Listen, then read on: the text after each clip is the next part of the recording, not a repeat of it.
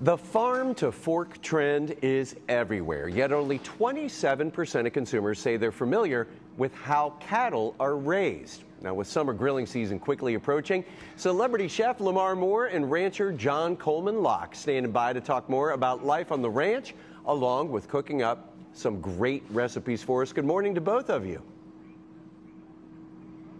Good morning. Good morning. So, John, let me start with you. Tell us about your family's ranching tradition. Why is caring for the land and connection to nature so important to you? Sure. So we hear the word sustainability thrown around a lot these days. It seems like it's become really popular the last couple of decades.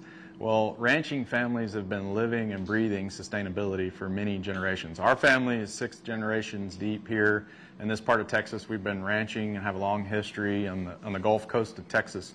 And one of the things we've learned from that experience is that we really need to be in sync with nature. We really need to work with nature's systems in order to be able to build a better business and improve the land to leave it better for the ones that come behind us. So ultimately, everything we do depends on nature, and we have to be connected to it.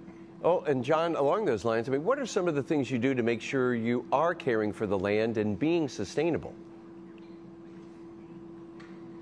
One of the main things we do is that we have a controlled grazing system that we use. We mimic the way that the bison would have grazed hundreds of years ago.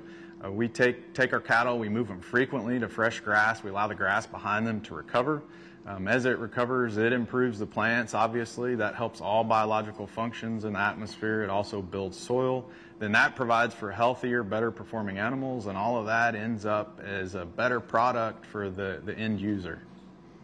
And Chef Lamar, all right, I'm ready to fire up the grill. What are you making for us today? Awesome. What I have here to my immediate right is steak frites. So it's a ribeye glazed with a little bit of miso butter, and then togarashi fries. It's a citrus spice that goes on the fries, curry aioli. And here I have New York strip au poivre. So the steak's been coated with a little bit of black peppercorn, and then there's a black peppercorn sauce, a lot of butter, some whiskey, and a little bit of heavy cream reduced by half. Wow, you just named a bunch of my favorite things, Chef. So what tips do you have for us to make sure our grill out is perfect? Sure. First few tips, being able to enhance things like what John does is talking with your local butcher. They can tell you more about, local farms. You may be able to choose some pickup steaks that you want to enjoy that will also assist in cutting down steaks. From some cooking techniques, I enjoy using a cast iron pan. If you use a cast iron or the grill, making sure you oil it down first, allowing your steaks to sit room temperature, and then when grilling or searing, when you reach your appropriate temperature, taking them off, allowing them to rest for about 4 to 5 minutes so that the natural juices redistribute, and it gives you a really good, unctuous, delicious steak. Oh man, I'm getting hungry thinking about it. Well, there's a lot of great information. Where can we go to learn more?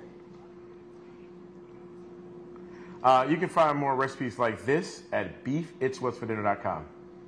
All right, thanks to you both for being with us today. Thank you. Thank you.